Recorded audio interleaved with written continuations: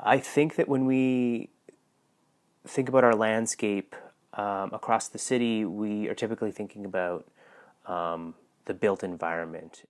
There's kind of this hidden world around us that I think does something very similar, and that's our horticultural environment. Ooh, probably close to 10 years ago now, I was talking with a gentleman at the city market by the name of Thien Phan. Now, Thien Phan, very interesting guy, very knowledgeable about fruit in particular.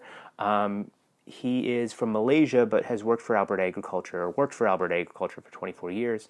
And he was telling me about wild goji berries growing next to the Shaw Conference, and it actually took me quite a while to find them, um, but eventually spotted some on a bike ride, and since then they've been popping up all over the place. And so the best I can tell, there are five large patches of wild goji berry that are growing on the north banks of the North Saskatchewan River, kind of from Riverdale to the Hotel McDonald and the funicular.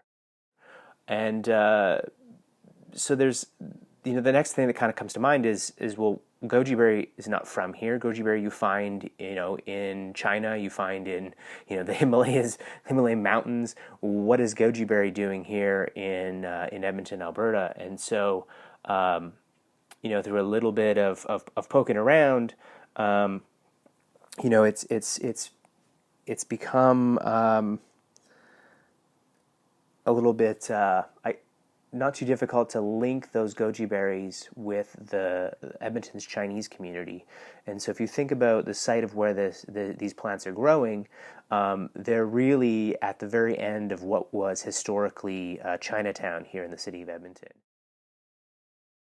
I'm very passionate about cataloging existing heritage trees, trying to figure out, what are some of those common threads, what plants are out there that have heritage value, but we currently aren't recognizing. And then, of course, I'm really interested in the longer term question of if a plant has heritage value, what does it actually mean? What do we actually do we offer it any protection? How do we recognize it? How do we tell its stories?